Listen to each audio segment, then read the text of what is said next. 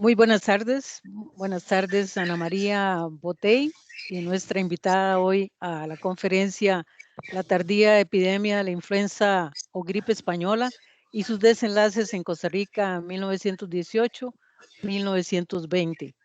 Ana María Botey Sobrado, académica, es destacada investigadora tanto de la Universidad de Costa Rica como del Centro de Investigaciones Históricas de Centroamérica. Ella nos dará hoy, pues en este tiempo de epidemia, creo que es bueno también abrir este espacio de diálogo para saber que en Costa Rica se han dado pues epidemias, ¿verdad? Y hemos manejado la situación de la mejor manera. Entonces, en este llamado también de atención a seguir y respetar los llamados del Ministerio de Salud, del gobierno, de nuestras instituciones, para que la epidemia pueda frenarse. Entonces, sin más, vamos a escuchar a la doctora Ana María Botey Sobrado. Adelante, Ana María, y buenas tardes.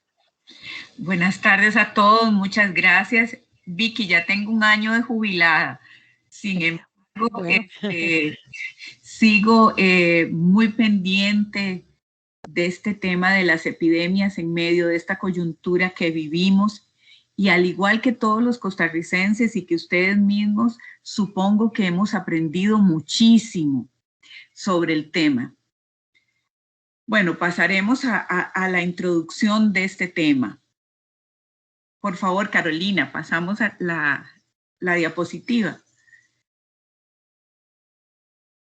Aquí vemos que las pandemias, como al igual que hoy, tienen una dimensión biológica y social. ¿Por qué biológica? Porque es el encuentro entre un microorganismo y un ser humano. Esta pandemia es un virus, ese microorganismo es un virus que en 1918 hasta el 20 que duró la pandemia no era detectado por la ciencia porque los virus apenas comenzaban a estudiarse. Recuerden que es el organismo más pequeñito, mínimo, casi difícil de captar incluso por los microscopios.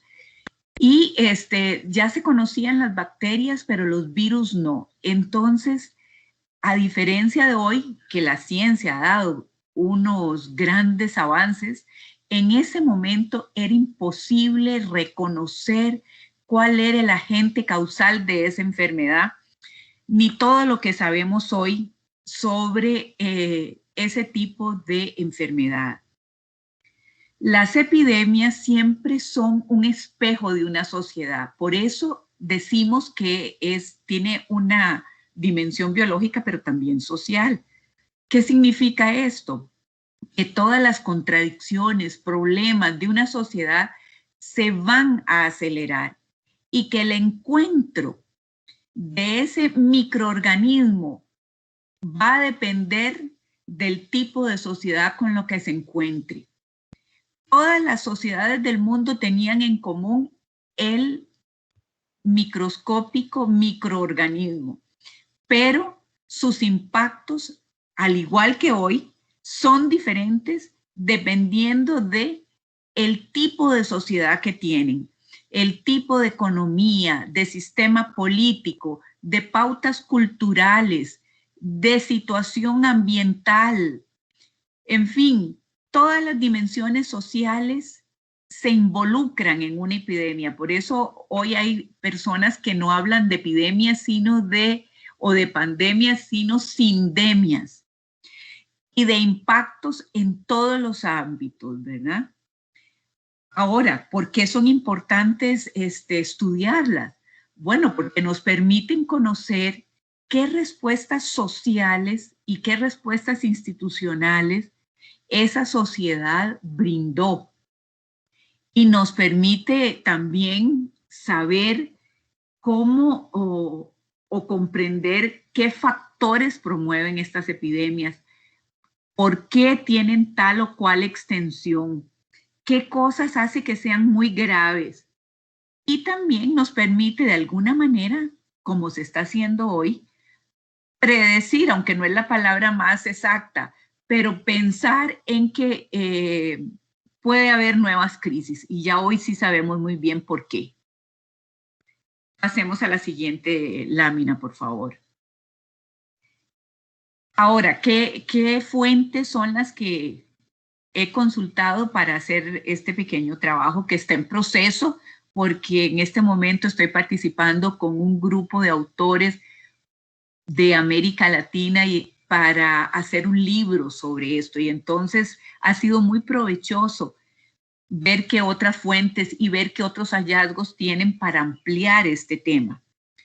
Una fuente importantísima han sido los anuarios estadísticos, los periódicos de la época, las memorias de gobernación del año 19, 20, 21, los mensajes presidenciales del 1 y 8 de mayo del 20. Y como este tema de las epidemias lo vengo estudiando hace mucho rato, también hay una base de datos construida con epidemias entre 1850 y 1950. Y por supuesto, para el análisis del contexto, que es fundamental, como les expliqué anteriormente, vamos a utilizar el método de comprensión interpretativa de fuentes, de todo lo que se ha escrito, fuentes primarias y fuentes secundarias. Continuemos. ¿En qué contexto internacional se da esta epidemia? Eso es fundamental. El contexto es la Primera Guerra Mundial entre 1914 y 1918, que como todos recordarán, esta guerra se jugó o se peleó en Europa Occidental, porque algo muy diferente fue lo que ocurrió en la Segunda Guerra Mundial, donde el frente occidental no fue tan importante, sino que fue el frente oriental. Aquí fue en los territorios, sobre todo de Francia, donde se libró esta guerra que fue sumamente cruenta. Pensemos cómo era el mundo en 1914. Pensemos en cómo eran los combates. Recordemos la guerra de trincheras. Recordemos las condiciones en que esos soldados estaban, físicas. Hoy sabemos que las condiciones físicas de gran parte de estos soldados no eran las mejores, ni su constitución, ni su tamaño, las enfermedades que tenían, en fin. Fue realmente una situación dramática, probablemente tan dramática, y hubo tantos jóvenes muertos en esta guerra que los países contendientes hicieron todos los esfuerzos para evitar una Segunda Guerra Mundial, cosa que fue imposible, como ya todos sabemos. Ahora, en esa guerra se habla de que murieron unos 9 millones de personas. Sin embargo, en la epidemia de la llamada gripe española, hay personas que hacen cálculos de 25, 40, hoy día ya dicen 50 y 100 millones de muertos en varias oleadas. ¿Por qué estos números han ido cambiando? Porque a esta epidemia no se le había dado la importancia que hoy nosotros le damos. Probablemente la guerra opacó, sobre todo porque los países contendientes sufrieron tanto que la epidemia fue vista como algo menor, o el disfrute de la paz que llegó a fines del 18 hizo que olvidaran la epidemia. En fin, hay muchos cuestionamientos al respecto. Y hoy día, cada día se averigua más sobre cuántos murieron y si esas cifras son las mejores o están con grandes subregistros, etcétera, etcétera. ¿Por qué se denomina gripe española? Bueno, porque como estaban en periodo de guerra, cuando aparecieron los primeros casos, entonces se negó la enfermedad, porque ni los franceses, ni los ingleses, ni los alemanes querían que sus opositores estuvieran al tanto de que sus tropas estaban seriamente afectadas. Mientras que en España, que no estaba participando de la guerra, la censura para este tipo de noticias no existía. Y rápidamente los periódicos españoles hablaron de la gripe que todos los otros calificaron de española. Y así se quedó como la gripe española.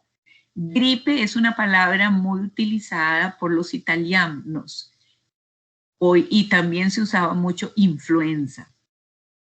Bueno, continuemos.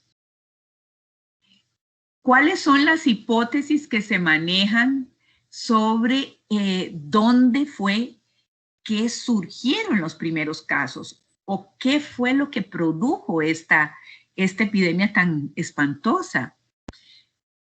Los primeros casos hoy sabemos que se reconocieron en Estados Unidos, en el campo militar de Funston, en Kansas. Aquí se estaban preparando una serie de soldados para ser enviados a Francia a pelear en la guerra. Recordemos que los Estados Unidos habían entrado tardíamente a la guerra y que estaban enviando soldados en grandes cantidades para dar el zarpazo final a esta guerra. El 4 de marzo del 18 se habló de algunos casos, eso según los registros médicos del Ejército de los Estados Unidos, de algunos casos de influenza o de neumonía entre los soldados que se expandieron rápidamente. Ya para abril, o sea, un mes después, en toda la costa del medio oeste y en el este de los Estados Unidos ya había una epidemia generalizada.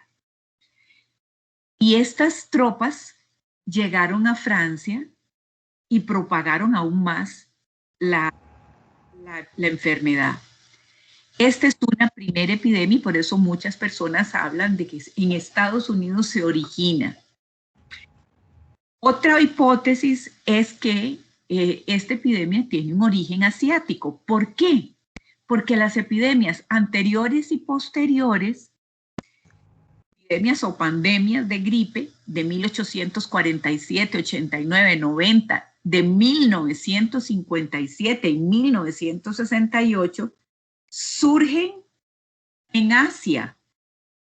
¿Y por qué en Asia? ¿Qué condiciones agroambientales, ecológicas existen para poder decir que ahí hay un reservorio natural del virus que produce la influenza? Y es que en esta zona, recordemos que son grandes productores de arroz, que tienen un sistema agrícola donde el arroz se anega y donde se utilizan gran cantidad de patos para alejar a los insectos de las plantaciones de arroz y también para que limpien los rastrojos una vez que pasa la cosecha. Y recordemos también que los campesinos cercanos a estas grandes plantaciones de arroz son grandes consumidores de cerdos y que hoy sabemos que el virus de la influenza es sobre todo un virus que se origina en las aves, especialmente en las aves marinas. Y es muy probable, que es una hipótesis que se maneja, que estos virus de influenza de las aves también se haya recompuesto con los virus de los cerdos. Y en un proceso que no manejamos muy bien, fueron trasladados a los seres humanos. Entonces, ahí tenemos ese reservorio natural en esta zona de China, Indochina, como se llamaba en esa época, lo que es Vietnam, Camboya, Laos, en toda esta zona.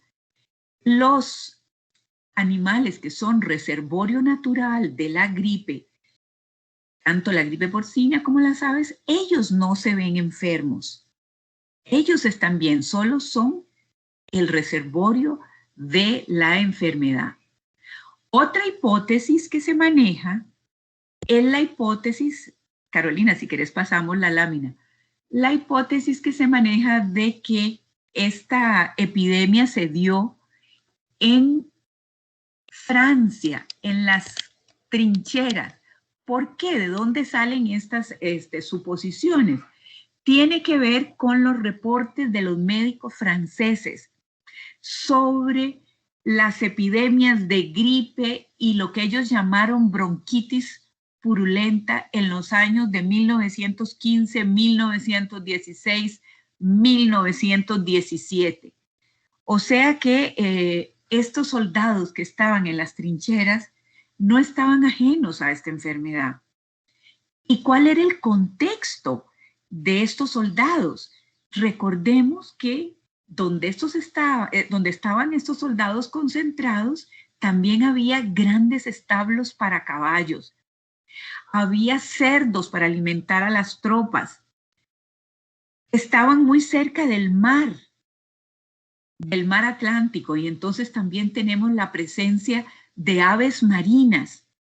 Y recordemos que estas tropas están enfermas, exhaustas, han respirado los efectos del gas mostaza que los alemanes inauguraron en esta guerra y de otros 26 gases.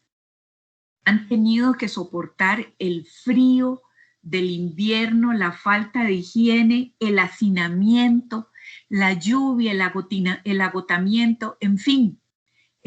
Las condiciones eran propicias para que esos cuerpos en esas condiciones enfermaran gravemente. Además, otro asunto que se agrega a esta hipótesis es la presencia de más de 200,000 trabajadores chinos e indochinos, como se les llamaba a los vietnamitas. Recordemos que en esa época lo que era Indochina era una colonia francesa. Estos de miles de formas habían sido llevados a trabajar a Francia para construir trincheras o para apoyar las labores agrícolas y ganaderas. Entonces, no es imposible que el virus también viajara en esos barcos con esas personas o con las mercancías que ellos venían. Y al igual que hoy, que no sabemos exactamente cómo fue que se originó esto o a dónde se originó, al igual que hoy, en 1918 todavía no tenemos muy claro, no tanto en la época, sino con los estudios posteriores, exactamente dónde se originó esta pandemia. Ahora, pasemos a la otra lámina. ¿Cómo fue que se propagó en todas direcciones? Se propagó en todas las direcciones porque recordemos que la guerra termina en noviembre del 18, o sea, se firmó, se firma el armisticio en noviembre del 18 y hay grandes movilizaciones de soldados en todas direcciones. Soldados norteamericanos que regresan a América, soldados de diferentes partes de Europa que regresan a sus países. Recordemos las alianzas que hubo en esa guerra. Movilizaciones también de trabajadores, los trabajadores chinos, indochinos, cantidad de trabajadores españoles que habían sido llevados a recoger la cosecha de uva en el sur de Francia. Lo mismo los portugueses que viajaron en grandes cantidades para apoyar los trabajos agrícolas en Francia. ¿Y por dónde vemos que se expande? Por las vías marítimas, ferroviarias, fluviales, y así es como hoy sabemos que esta enfermedad se propagó por América, por África, por todas partes. Hoy tenemos mucha información al respecto. La enfermedad se va a concentrar en 3 oleadas. La primera oleada es la que se detecta entre febrero y julio de 1918. La segunda oleada, que fue aparentemente la más dura, la que más muertes trajo, esa segunda oleada corresponde al otoño e invierno del año 1918. Y viendo los datos de Costa Rica, donde aquí tenemos noticia de lo que se denomina gripe extranjera, también, y de América del Sur en algunos lugares, vemos que podría hablarse de una cuarta oleada o de una nueva mutación en los primeros meses de 1920. Entonces, definitivamente que esta pandemia se prolongó durante varios años y así como llegó, también se fue atenuando y desapareciendo. No sabemos exactamente por qué razones, si fue que hubo una gran, como hubo un contagio tan grande, se fue dando una inmunidad colectiva importante, o el germen se debilitó, en fin, hay varias hipótesis al respecto. Ahora veamos la causa y los síntomas en la próxima lámina.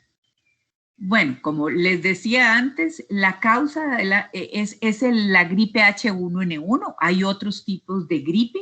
Esta es la misma que apareció en el 2008 también, pero que en esa época, como les decía, era un virus desconocido. Es un parásito que requiere un huésped, igual que hoy con el coronavirus, para sobrevivir y reproducirse.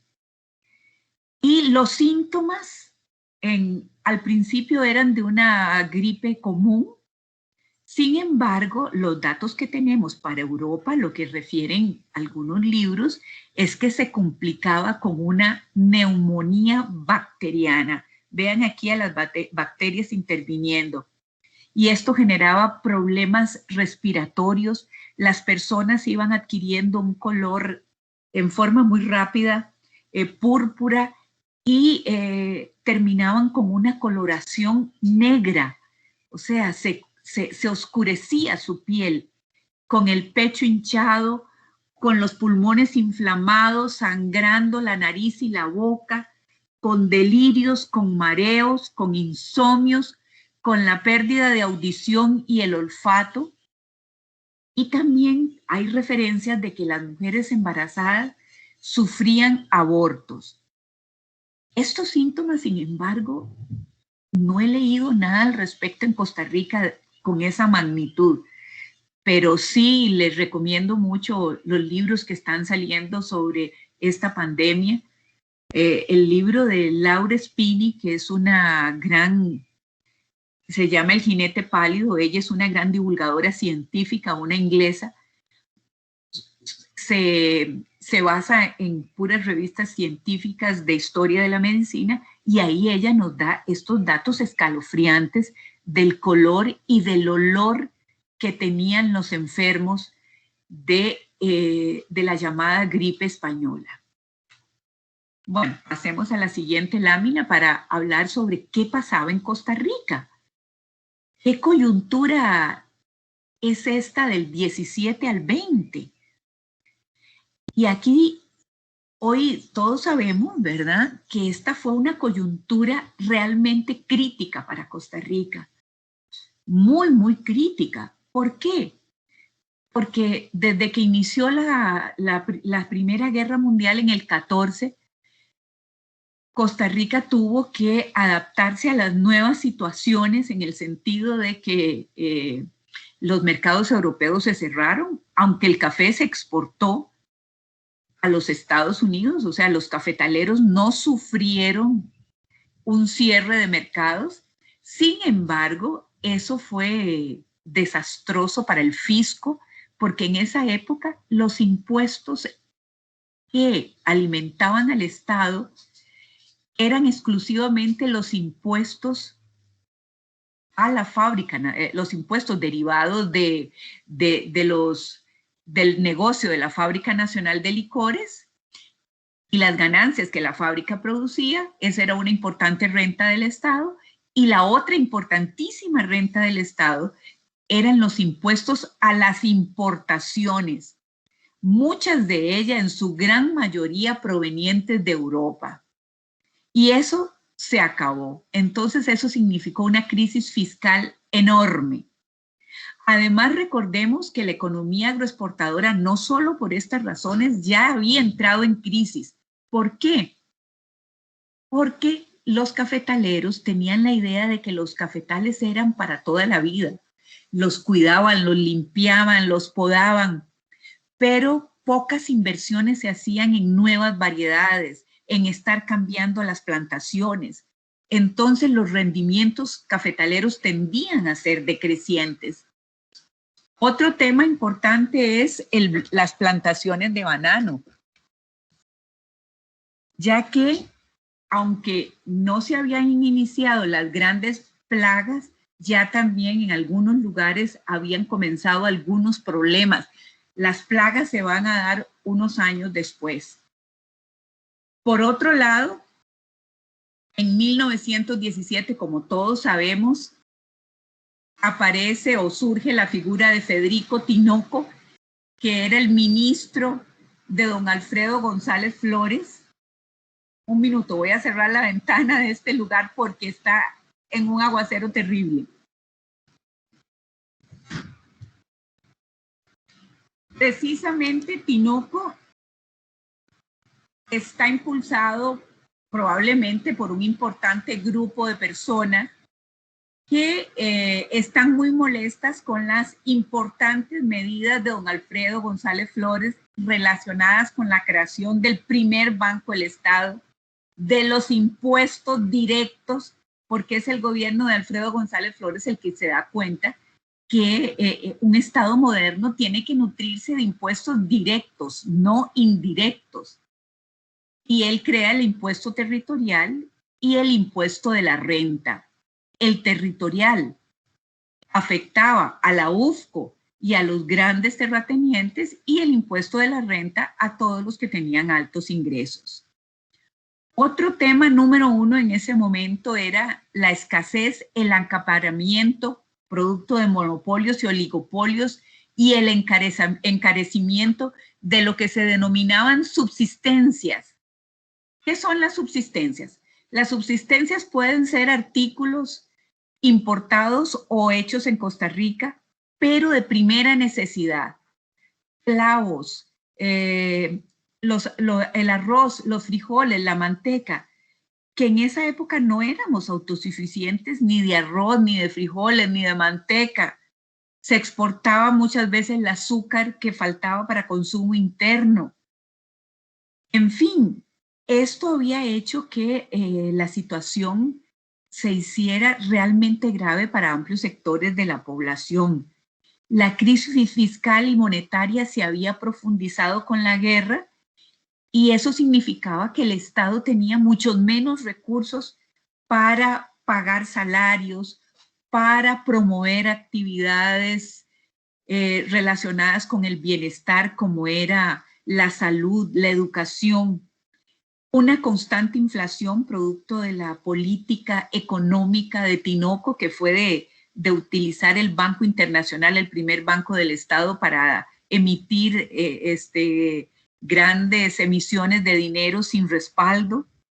En fin, todo esto va a desembocar en las famosas huelgas por las jornadas de 8 horas en febrero de 1920, o sea, en los días en que también va a aparecer los primeros casos de la denominada gripe española.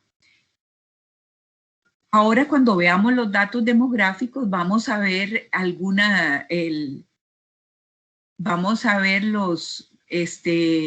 cómo se refleja esta situación en la población. Bueno, la población calculada al 31 de diciembre de 1919, según el Anuario Estadístico del año 20, para 1920 es de 463.727 personas. O sea, vean que estamos hablando de menos de medio millón. Costa Rica no ha llegado al medio millón en 1920. En cuanto a mortalidad, los datos son de que en 1920 hay un aumento de mortalidad en 1.351 personas, producto de que en el 20 murieron 13.420 personas y en el 19 habían muerto 12.069. La tasa bruta de mortalidad era de 35.52 por mil, y la tasa de mortalidad infantil era muy alta. Ellos llamaban mortalidad infantil no como llamamos hoy de 0 a 1 año, sino de 0 a 5 años. Y la esperanza de vida en ese momento, en el año 20, había retrocedido, como lo vamos a ver en el gráfico, y la esperanza de vida era de 28,31 años. ¿Qué significaba eso? No era que todas las personas iban a vivir 28 años, sino que en esa época la persona que nacía tenía un panorama de vivir 28,31 años como máximo. Sin embargo, si superaba el primer año de vida, ya su esperanza de vida aumentaba, porque era cuando había una mortalidad muy alta. Y si superaba los primeros 5 años de vida, su esperanza también de vida seguía en aumento, ¿verdad? Ahora vemos aquí la población en el siguiente gráfico. Veamos cómo se distribuye la población según los censos del 64. Ay, no me digan que aquí no se ve. Bueno, no importa, vamos con el otro. Parece que no se ve, ¿verdad? Bueno. No se ve, Ana María. No se ve, qué raro, no importa, Vicky, pasemos al otro, no importa. En ese gráfico que era por provincia, lo que queríamos ver, enseñarles era que San José era la provincia más poblada, con un poquito más de 200,000 personas. Le continuaba Alajuela, que tenía cerca de 140,000 personas en el año, tomando los datos no, en realidad, si tomo los datos del censo del 27, que es que aquí lo llevé hasta el 40, San José, según el censo del 27, perdón, voy a corregirme, tenía como 150,000 habitantes, toda la provincia. Alajuela, que era la que le seguía, no llegaba a 100,000 habitantes. Luego tenemos a Cartago, que andaba como por los 80,000 habitantes. Y Punta Arenas y Limón apenas comenzaban a repuntar. Guanacaste sí Guanacaste tenía cerca de 60,000 o 70,000 habitantes. Guanacaste sí era un viejo asentamiento desde la época colonial, pero tanto la provincia de Limón como la provincia de Punta Arenas fueron las últimas en poblarse, ¿verdad?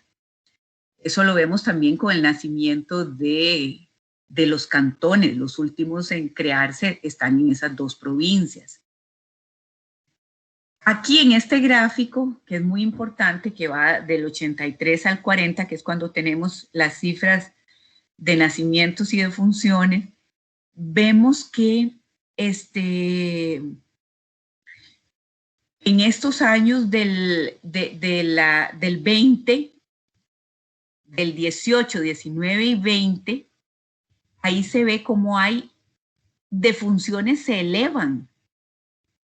18, 19 y 20, las defunciones se elevan. Incluso el 18 es el peor año.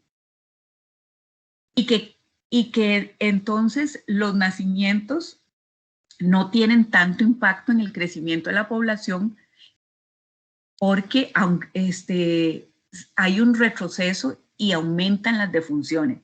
Todo esto tiene que ver con lo que hablábamos antes, del empobrecimiento de amplias capas de la población, ¿verdad?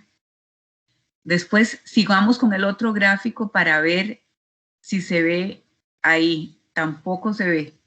Bueno, uy, uy, uy, qué torta. Seguimos con el otro, Ana María. Ajá. Ese de esperanza, lástima que no se ve porque ahí se ve cómo la esperanza en el otro, en el que no podemos ver de esperanza de vida, se ve como en el año, no se ve, Vicky, gracias por intentarlo. En el año 10, en el año 1910, la esperanza de vida se acerca a 35 años. ¿Por qué? Porque ha venido mejorando. Sin embargo, en el 20, la esperanza de vida ha bajado a lo que les señalé antes, a cerca de 28 años. Vean ustedes todos los años que retrocedió la esperanza de vida, producto de esa situación tan particular. Sin embargo, ya en 1930, la esperanza de vida llega a 44 años. Y en 1940 ya supera los 45, va como por 46, 47 años. Entonces vean qué interesante es. ¿Esto qué significa? Que las sociedades no van en un proceso ascendente, sino que las sociedades pueden dar grandes pasos hacia atrás. Y en este caso, la dictadura tinoquista evidentemente fue una gran fatalidad que le pasó a Costa Rica, ¿verdad? Ahora aquí, ¿por qué se muere la gente? Aquí cogimos algunos años y sumamos las muertes de esos años. Y entonces vemos que desde el celeste más clarito, que es un 1%, son las enfermedades disentería, tifoidea. Tifoidea es el rojito, disentería, el azulito, 5%, tifoidea, malaria, un 8%. O sea, hay muchas personas muriendo de malaria, especialmente en el Guanacaste y en las costas. Enfermedades cancerosas, 5%. A diferencia de hoy, vean que aquí son enfermedades infecciosas. Luego tenemos influenza. Aquí dice un 1%. Lepra. Lepra es la amarilla, casi ni se ve. Difteria. Bronconeumonía, que es esa cafecita, un 4%. Estas enfermedades de los bronquios y de los pulmones van a hacerse muy importantes, sobre todo donde hay amplios grupos asentados. La verdecita, enfermedades gastroenteritis, y la moradita, el 12%, enteritis. Prácticamente son enfermedades del estómago. Luego tenemos fiebre de aguas negras, celestita, esa celestita. Esa también, que es como el 7%, esta enfermedad la confunden a veces con el paludismo, la malaria. Entonces es muy posible que también sean enfermos de malaria. Y ahí vamos, ¿verdad? O sea, son enfermedades fundamentales. La tuberculosis, que es como la rosadita, convulsión de niños, cólera infantil, parásitos intestinales, nacidos muertos, accidentes. Vean ustedes entonces que nacidos muertos es un 13%, es un número muy grande. Lo mismo que es un número muy grande las enfermedades llamadas indeterminadas. ¿Por qué? Porque ¿quién hacía estos certificados de defunción? Bueno, en primer lugar, los médicos de la época tenían lo que hoy podríamos decir que una muy débil formación médica. Y la mayoría de las personas, cerca del 70% de las personas, morían sin atención médica. Entonces, ¿quién registraba esa causa? ¿O qué era lo que ponía? ¿O qué muerte? ¿O el médico llegaba después a hacer el certificado sobre la base de qué elementos los decía de qué moría la gente? Pero ven que es un cuadro de enfermedades de la pobreza, que todas son prevenibles. Ahora pasemos a ver si se podrá ver el otro gráfico. ¡Ay, qué dicha! Esto es para ver la cantidad de personal farmacéutico de la salud, dentistas y médicos según los censos. Y vemos aquí los censos del 20. Es el penúltimo, los tres, ese grupito penúltimo. Aquí vemos que los farmacéuticos son, que es la primera columna, son como 160 en todo el país. Los odontólogos no llegan a 100, que es ese cafecito. Y el morado, que son los médicos son como 140, esos distribuidos en todo el país. Entonces, y sobre todo concentrados en San José y en las capitales de provincia. Esto para el año 27. Vean que estamos años después de la epidemia. Bueno, continuemos. Pasemos a la otra lámina.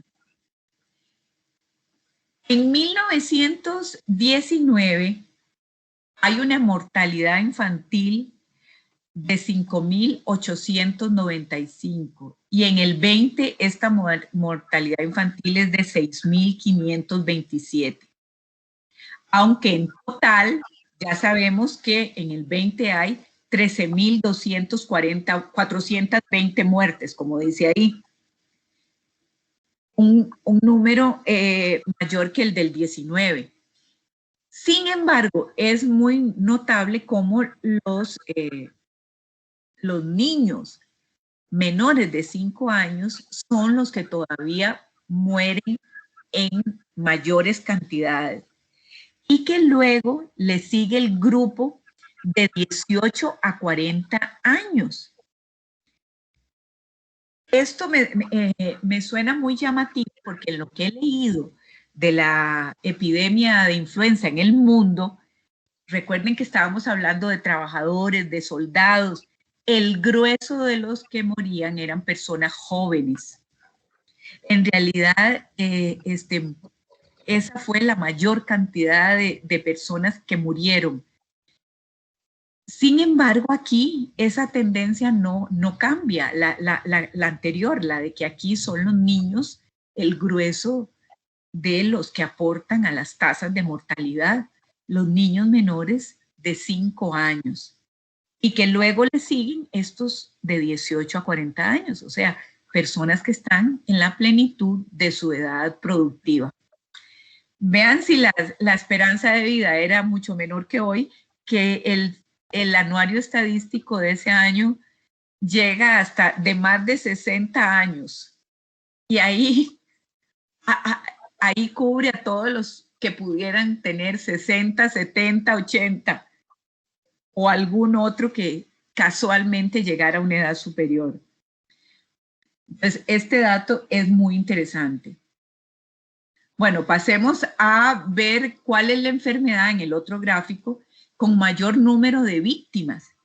Según el anuario estadístico, la enfermedad que aporta el mayor número de víctimas ese año es la influenza.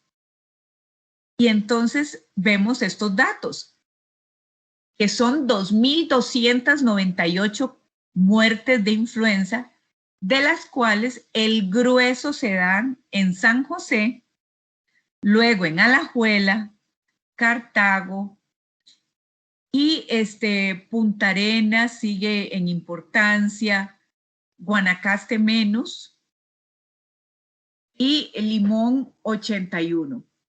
Esto es muy interesante, por supuesto, porque la influenza, como todos los virus estos de la gripe, necesitan de que la población esté concentrada para reproducirse y reproducirse.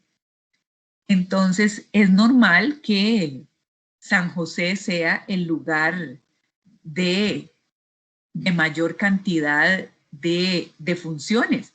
Y otro dato interesante que vi en un periódico de la época es que al igual que Pavas, por ejemplo, hoy fue muy castigada con el coronavirus, en esa época una de las poblaciones más castigadas es Pavas, que recuerden que ahí se concentraban importante cantidad de jornaleros que trabajaban en las fincas de café. Así es que son datos interesantes. Después, otro dato muy interesante, Limón, 81 personas en Limón. Y vean ustedes este dato de que en el año 19 hubo 52 fallecidos en Guanacaste. Esto es sumamente interesante por lo que oí el otro día en una conferencia de este grupo de autores que vamos a hacer un trabajo sobre América Latina, porque era sobre Guatemala y El Salvador. Y en Guatemala y El Salvador la influenza llega desde 1918. No hay datos todavía para Honduras ni para Nicaragua, pero recordemos que en 1920 Nicaragua está ocupada por las tropas norteamericanas. Y recordemos también una cosa muy importante, que históricamente ha habido un flujo permanente de nicaragüenses hacia Guanacaste. Era un flujo permanente. En todos los datos de los anuarios estadísticos se ve como hay un flujo permanente, tanto de nicaragüenses a pasarse a vivir al Guanacaste, como de panameños, especialmente chiricanos, que son los que van a poblar toda la zona sur. Bueno, este año también se va a dar la llamada Guerra de Coto, que en realidad no fue una guerra, pero que fue este mismo año. Entonces, vean ustedes qué interesante. ¿Por qué les digo que es interesante? Porque tengo un dato de que en el año 19 hubo una epidemia de influenza en Nicoya. Claro, Nicoya, no dice exactamente en qué parte de Nicoya. Nicoya Centro, en ese año del 19, no tenía 1,000 habitantes. Y todo lo que hoy llamaríamos el cantón, tenía cerca de 4,000 habitantes. El distrito central de Nicoya. Entonces, que haya 52 muertes de influenza en el año 19 en Guanacaste es significativo, y esto nos podría dar alguna pista de que es probable que algún nicaragüense contagiado en su país llegara al Guanacaste y contribuyera con esa gripe. Eso hay que demostrarlo, son hipótesis, sobre todo pensando en lo importante que era Nicaragua para los norteamericanos en esa época.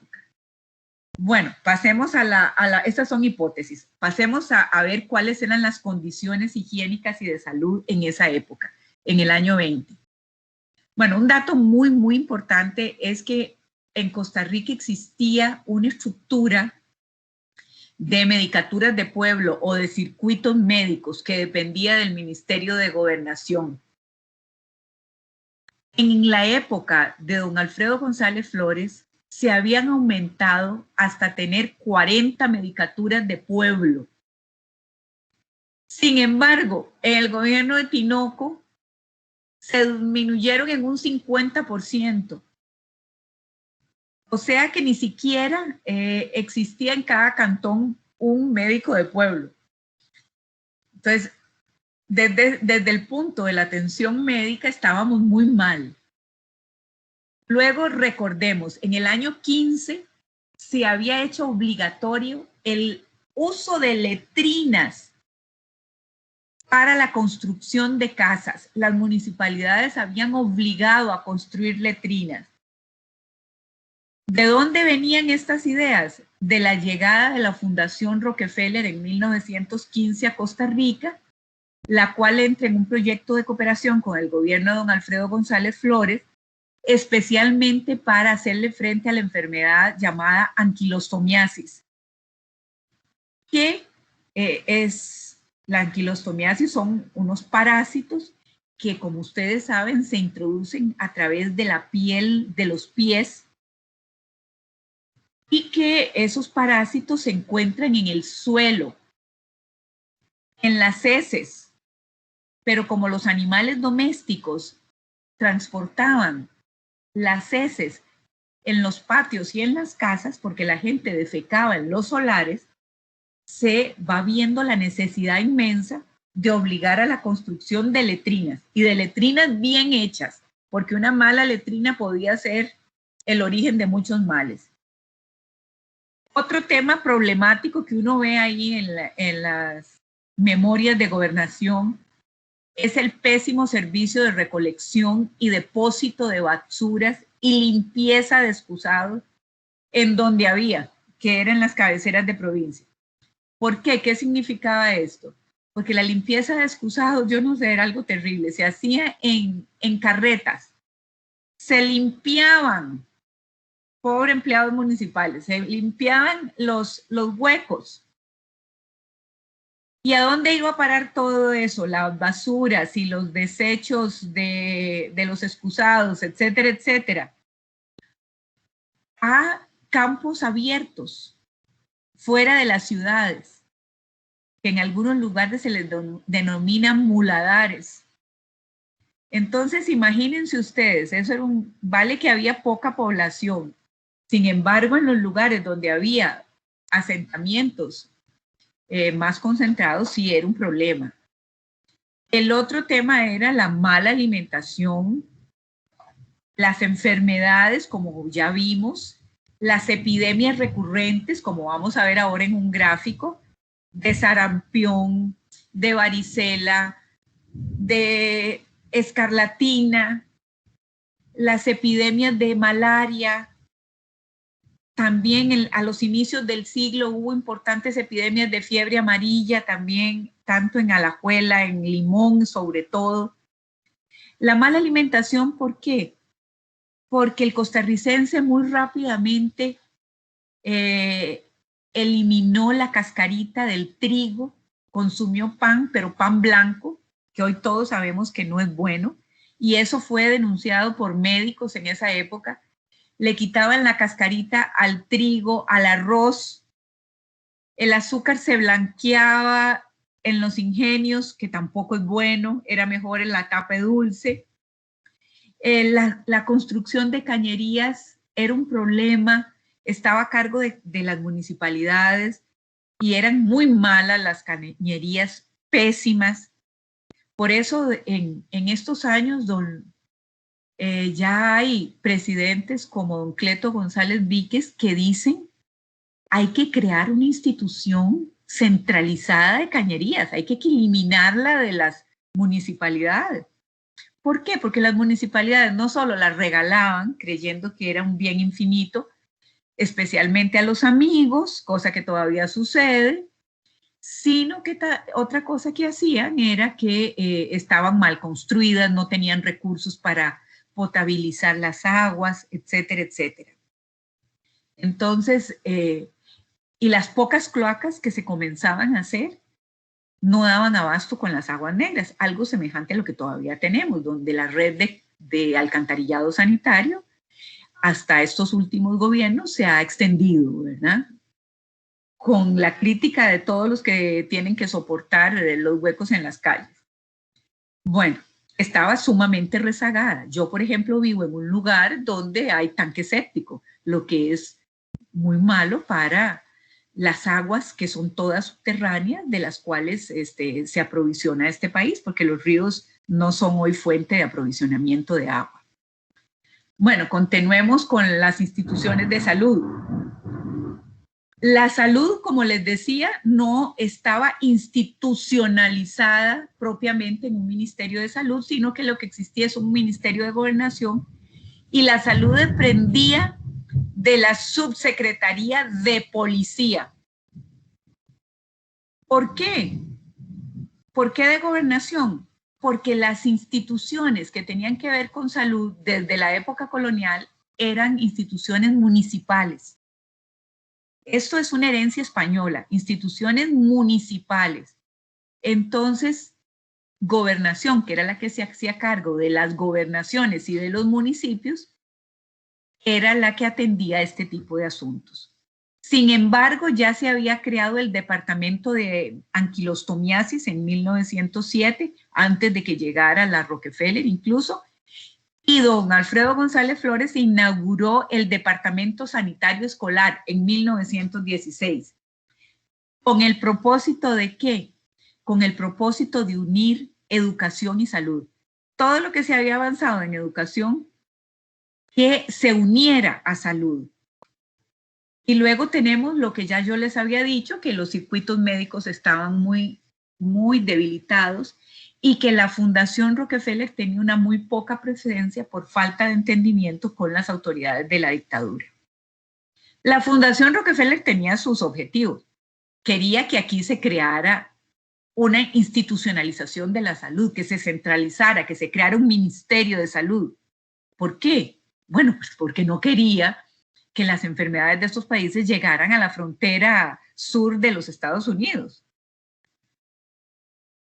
Pero esas instituciones que promovía la Rockefeller eran de conveniencia también para los costarricenses, por otros motivos. Entonces había sido muy positivo unir esos esfuerzos, especialmente en un momento de crisis fiscal. ¿Qué existía de hospitales? De hospitales existía el San Juan de Dios, que era muy importante, porque tenía varios laboratorios y hospitales de provincia y algunas ciudades secundarias como San Ramón. El Hospital de Limón estaba en manos de la UFCO, va a ser hasta después que va a pasar a manos del gobierno. Y la Junta de Caridad de Limón pagaba por algunos campos en el hospital de la UFCO. Estos, como ustedes saben, eran administrados por juntas de caridad cuyos miembros pertenecían a la Sociedad de San Vicente de Paúl, y estas juntas de caridad recibían un financiamiento fundamentalmente estatal. Entonces no creamos que la salud era un regalo de los más ricos. No, el financiamiento era fundamentalmente del Estado. Y por supuesto que había donaciones y donantes importantes del mundo privado, y en esa época era muy importante ser parte de la élite filantrópica. Bueno, pero ya ese es otro tema. Ahora veamos las epidemias en el cuadro que sigue, las epidemias de 1910-20. En la próxima diapositiva, Carolina, si fueras tan amable. En la siguiente diapositiva se ve que, exacto, muy bien. Estas epidemias no quiere decir que, por ejemplo, influenza, que aparecen cerca de 25 casos de epidemia. Puede ser, por ejemplo, en el 20, que en muchas comunidades se dijo estamos en epidemia. No quiere decir que hayan sido en 20 momentos distintos. Pueden ser en el mismo momento, pero en diferentes comunidades. No se tenía, como estas noticias fueron recogidas de los periódicos, entonces se registraron así. Pero entonces, el dato no es muy exacto, ¿verdad? Pero sí se ve que la influenza jugó un papel muy importante en el 20 y la malaria. Este es el grupo de las dos enfermedades más graves en esta época, lo mismo que la disentería, que son enfermedades de tipo digestivo, y la tosferina, que hacía estragos en los niños. Era una tos espantosa que los ahogaba. Por dicha que hoy tenemos vacunas contra todo esto y tenemos un excelente servicio de agua, etc. Pero aquí vemos sarampión, tosferina, todavía se dan algunos casos de viruela, aunque la viruela era la única que tenía una vacuna. Se vacunaba con el suero vacuno. Digamos con la otra gráfica, las epidemias entre 1920 y 30, que siguieron las de influenza, pero como les decía, o sea, declaradas 42 casos de influenza en diferentes partes del país, de epidemias. Colerín, el colerín es digestivo. Fiebre amarilla, ven. Malaria y sarampión es lo mismo. Malaria y sarampión es lo mismo, pero se registraban así, diferente. Tosferina sigue siendo importante y la viruela sigue teniendo alguna importancia. Continuemos.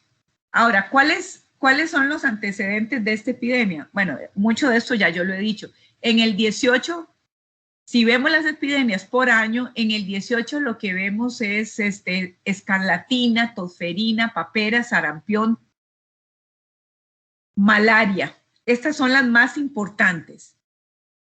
En octubre del 18, que es el año en que supuestamente se irrumpe la gripe española, se dice de peste en Valle de Orosi. Y no se dice qué. No es que sea la peste negra, como muchas veces que es la bubónica o neumónica. Se le llamaba peste a cualquier enfermedad intempestiva que llegaba así, de un momento a otro.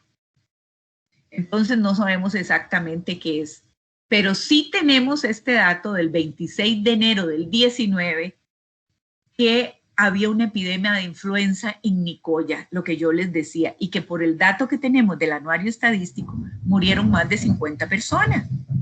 No sé en qué parte de Nicoya, eso es una cosa a investigar, en qué parte de Nicoya, si fue en el centro, que no llegaba a 1000 habitantes. Y también hay casos en mayo del 19 en Limón, pero se consideró que era la gripe estacional, que no era la denominada, como se va a llamar después, la gripe extranjera. Por eso les digo, aquí el único caso que tengo para el 19 es qué pasó en Nicoya. Tengo ahora esas dudas, ¿verdad? Pasemos a la siguiente lámina. ¿Qué pasó en el 20 con esa llamada gripe extranjera, como la llamaron los periódicos?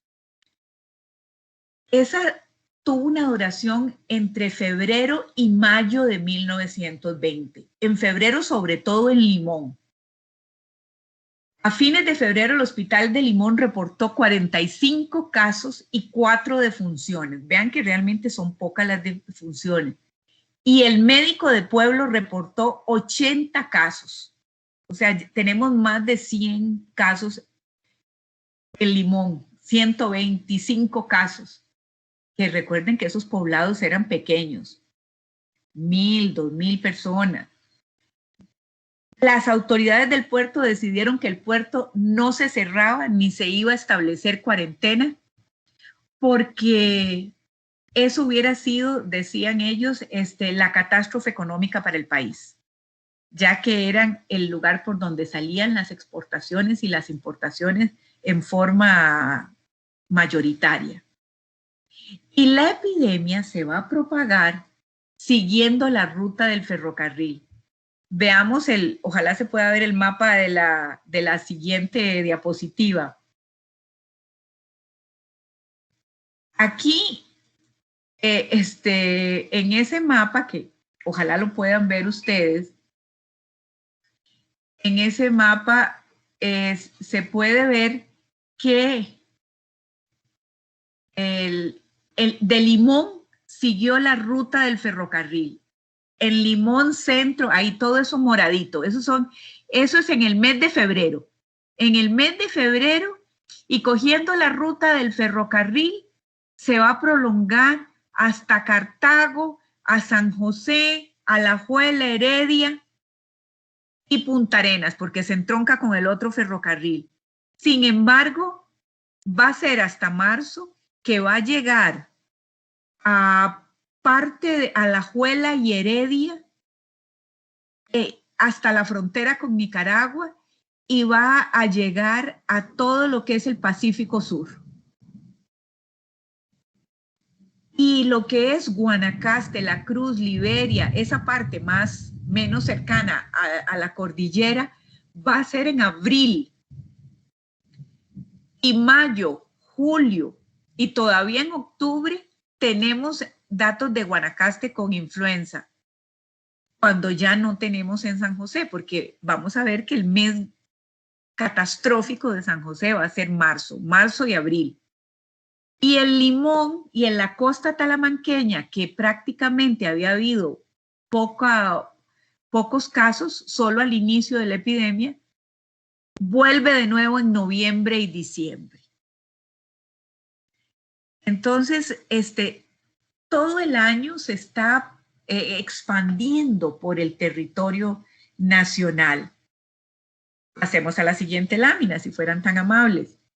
¿Qué hace el gobierno? ¿Cuál es la respuesta gubernamental? Y aquí vemos que no existía un Ministerio de Salud. El ministro de Gobernación del gobierno provisional, porque se había derrotado, Tinoco se había ido del país, los norteamericanos no aceptaron, le mandaron instrucciones a Costa Rica de que no aceptaban como presidente provisional a la persona que había elegido Tinoco, que era su vicepresidente, a su primer designado, que como se llamaba en esa época, y va a haber una junta de gobierno provisional y el ministro de Gobernación va a ser Carlos María Jiménez. Carlos María Jiménez se reúne con la Facultad de Medicina, así se llamaba lo que hoy podemos conocer como Colegio de Médicos. Se reúne con la Facultad de Medicina y le dice, ¿qué hacemos? Estamos frente a la denominada gripe española. Y el Colegio de Médicos o Facultad de Medicina le dice, hay que crear un Consejo Superior de Salubridad. O sea, no puede echársele la responsabilidad de esta epidemia a la Facultad de Medicina, como había sido siempre. Que se cree un consejo que centralice y que esté en contacto permanente con las autoridades políticas. En ese consejo estuvieron 3 personajes con médicos, el Luciano Beche, que era el director del Hospital San Juan de Dios, don Carlos Durán, un médico connotadísimo, respetadísimo, y José María Soto Alfaro, también otro médico de larga trayectoria. Y estos, junto con las autoridades, tomaron decisiones. El 9 de marzo declararon que la influenza era una calamidad nacional y solicitaron la colaboración remunerada, no de 1 o 2 o 3 médicos, de todos los médicos posibles, de farmacéuticos y personal de salud para atender la epidemia en diversos puntos del país. Además, se decidió hacer un hospital auxiliar. En algunos otros países se creó un hospital que se llamó de epidemias, etc. Aquí se dijo un hospital auxiliar para aislar personas enfermas. Y se decidió en una escuela de San José, que no tengo exactamente claro en cuál fue. Y por supuesto la Junta de Educación se opuso. Es que vean, algo que vamos a ver aquí y en todas las epidemias es las divisiones. Las sociedades no se unen para resolver los problemas. Más bien las divisiones se profundizan. ¿Qué otra cosa hace el Consejo? Veamos la siguiente lámina.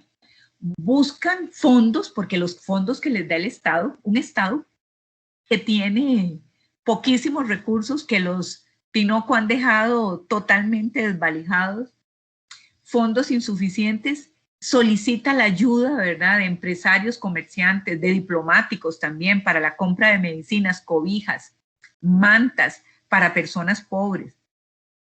Lo mismo para comprar alimentos.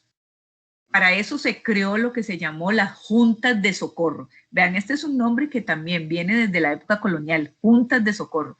Y en toda América Latina vamos a ver que hay juntas de salud, juntas de socorro, juntas. Aquí se crearon también, la Rockefeller creó esto, las juntas sanitarias patrióticas.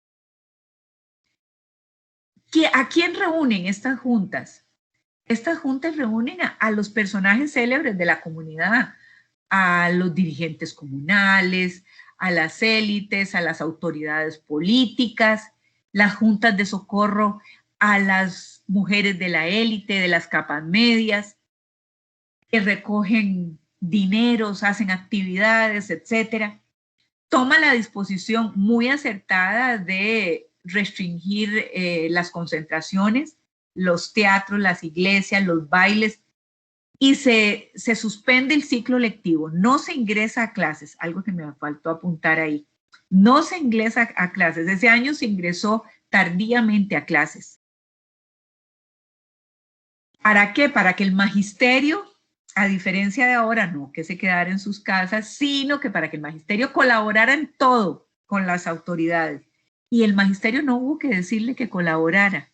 El magisterio colaboró en todas las instancias comunales para ayudar a llevar medicinas, a llevar cobijas, a atender enfermos. Tanto el magisterio como los médicos jugaron un papel de primera línea. Y también se endurecieron las medidas higiénicas de San José. ¿Qué significó la limpieza de parques? Como no se sabía exactamente, limpiar sitios públicos, privados, desinfectar era clave.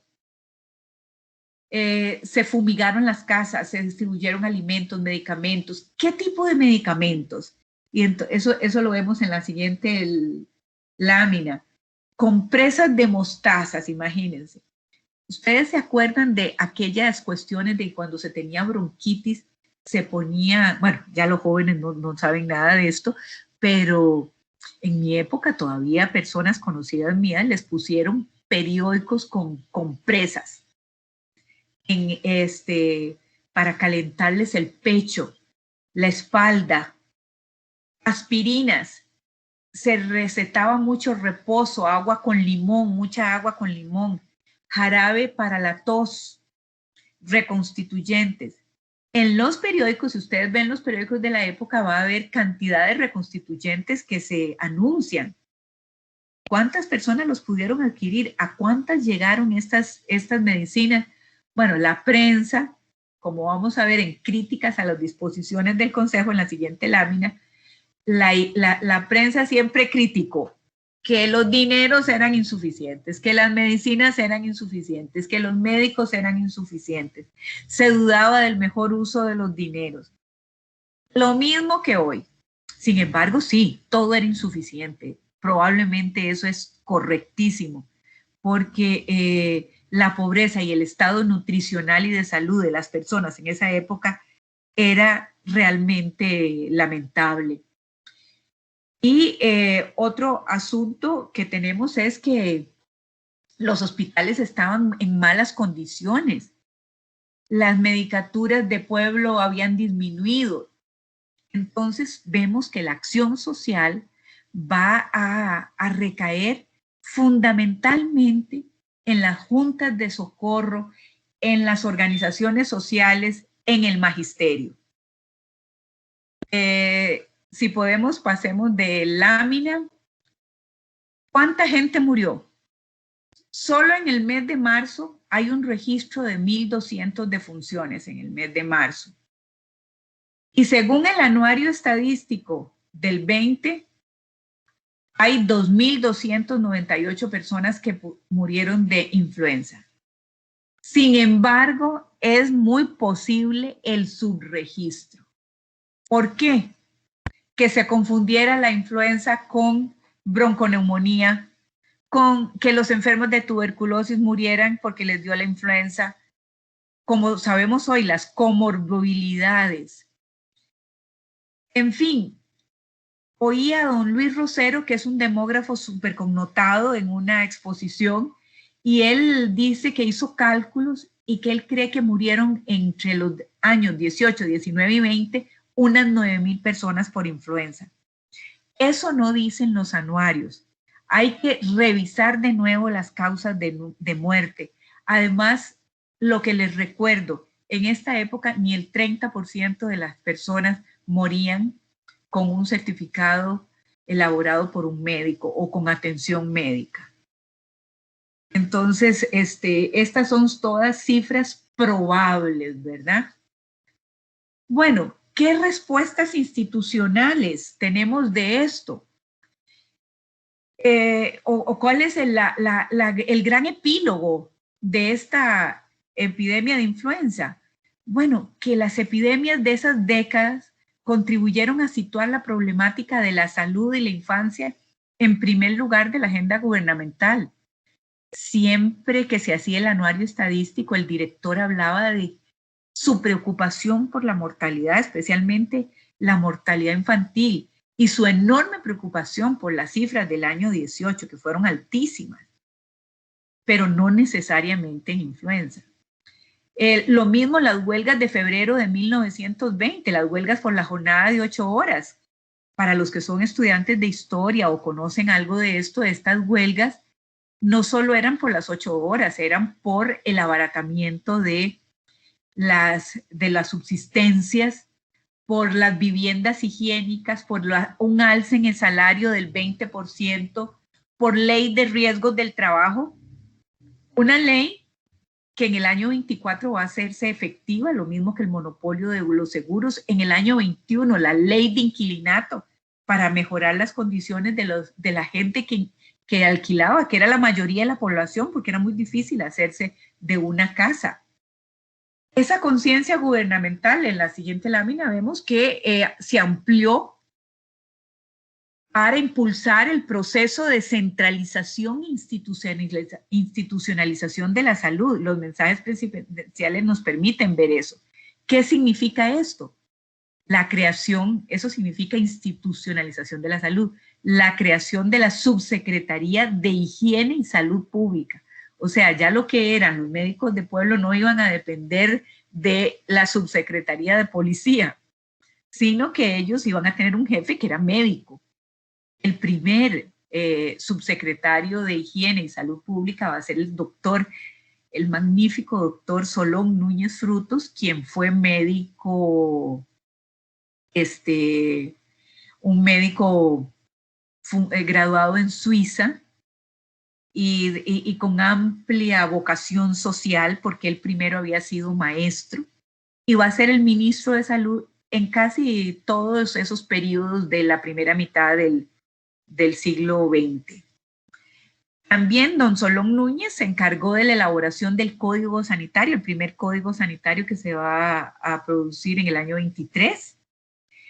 Después vemos esa creación de las juntas sanitarias patrióticas que terminaron transformándose en las juntas progresistas con el correr del tiempo.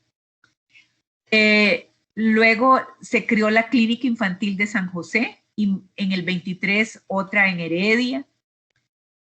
En fin, la salud se convierte en un problema de primer orden de la sociedad costarricense, que va a irse ampliando. Ya en 1927 vamos a ver la creación de la Secretaría de Salud y Protección Social en 1927, solo 5 años después. Y una cosa que me faltaba, la expansión de las cañerías, ¿verdad? Todos se dan cuenta de que es claro que el agua de los ríos a veces es una fuente de contaminación. Va quedando en evidencia esta necesidad enorme. Ahora, desde hoy, desde el presente, yo podría decir que Costa Rica salió robustecida de esta epidemia. no siempre sucede así. Hay epidemias que han derrumbado sociedades, como podemos ver en el mundo, en el Imperio Romano o nuestras sociedades aborígenes. No solo por las epidemias, por un conjunto de factores, pero las epidemias fueron cruciales. También las epidemias separan a las sociedades, no las unen. Aquí igual, tanto en la del 20 como en la del presente. Y eso hace más difícil la salida. Incluso vemos hoy todos nos dicen la posibilidad de evitar estas pandemias depende del fortalecimiento de las alianzas internacionales. Y vemos las disputas a nivel internacional enormes, profundizándose. En fin, el estudio de estas epidemias nos debe llevar a la idea de que las sociedades tienen que replantearse, analizarse, buscar cómo fortalecerse, porque hoy sabemos que ellas van a seguir visitándonos. Hay muchas razones para pensar que en muy corto tiempo tendremos de nuevo otras visitas, cuando aún esta que nos está atacando no ha concluido. Bueno, hasta aquí mi participación. Muchísimas gracias a todos los que escucharon. Ana María, muchas gracias. Bueno, les muestro que hace 100 años mucha gente andaba exactamente como andamos nosotros en este momento. Si vemos realmente la enseñanza de hace 100 años de seguir protocolos e inclusive en las entidades o en las instituciones estatales ya debería haber un protocolo para la atención de epidemias, que me parece que ya 100 años ya tenemos de experiencia con esto. Por tanto, creo que si tienen alguna pregunta o alguna duda, le voy a dar pase a mi compañera Carolina Pérez para que pueda ella ver si tenemos alguna consulta.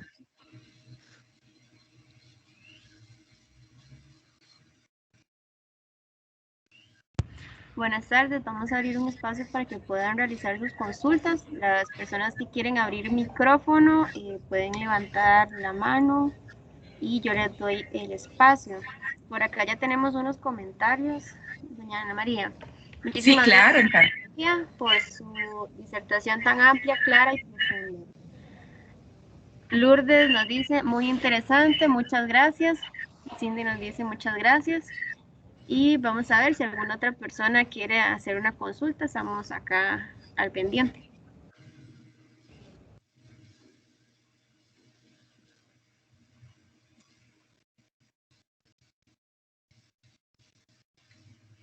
Bueno, todos los comentarios son bienvenidos. Como les digo, este estudio está en proceso, así es que más adelante, si me vuelven a invitar del Museo del Jade, encantadísima les diré qué cosas nuevas he descubierto. Muchas gracias, Ana María. Realmente le haremos llegar cualquier otro comentario que quede en el chat. El Museo del Jade deja abierto este diálogo y la investigación suya. Gracias más bien por compartir con nosotros su experiencia y como le mencionaba, yo creo que esto marca un hito para que nosotros como población acudamos al llamado de las autoridades de salud, nuestras instituciones como en el Museo del Jade adscrito a la parte de institucionalidad, con su Hospital del Trauma, con sus servidores médicos. Entonces yo creo que todo esto debe de mostrarnos una ruta para atender las epidemias, tanto en el presente como en el futuro, y cómo se atendieron en el pasado con un sistema de salud tan pues débil que se tenía en ese momento, ¿verdad, Ana María? Muy frágil, muy vulnerable, prácticamente no era un sistema de salud, fue sumamente improvisado. Hoy nos encuentra esta epidemia con otras condiciones, con una caja del Seguro Social poderosa. Yo realmente todos los días digo, viva la caja costarricense del Seguro Social, y me pongo muy molesta con las críticas a veces absurdas, y la responsabilidad que le achacan a las autoridades de cuánto problema hay. Realmente, imagínense, por ejemplo, que ya yo fui vacunada aquí en Tres Ríos, en el EVAIS, en un orden perfecto, en el EVAIS número 1. Ya tuve la primera dosis, tengo 67 años, voy a cumplir 68. Mis papás ya recibieron las 2 dosis. Cantidad de amigos han sido vacunados, atendidos en las condiciones más excelentes posibles en los hospitales. Esta Costa Rica no la podemos dejar perder. La epidemia nos demuestra que como van a venir otras, debido a que nuestro pacto con la naturaleza no es el mejor, tenemos que fortalecer el sistema de salud. Esa es una gran tarea, una gran tarea. Y seguir las instrucciones, cosa que a veces no hacemos, y por eso se dan estos casos como los nuevos casos que estamos viendo. Bueno, Vicky, muchísimas gracias a todos. A la orden. Tan lindas, tan especiales, que me ayudan en todo este proceso, y a los que tuvieron la amabilidad de escuchar. Gracias. Muchas gracias, Ana María, y muchas gracias a todas las personas que se unieron a esta conferencia. Seguimos brindando este diálogo con los usuarios del Museo del JADE, del Instituto Nacional de Seguros, y creo que es una buena forma de que aprendamos de la experiencia, de la historia. Entonces eso es lo más importante. Les queremos invitar también a la próxima conferencia, un tema de arqueología con el doctor John Hoops, que sería sobre el área intermedia y sus relaciones con el área chibcha, que yo creo que también es una parte importante de nuestra historia. Entonces, muchas gracias, Ana María, por su atención, y muchas gracias a ustedes y muy buenas tardes. Muchísimas gracias, buenas tardes. Buenas tardes.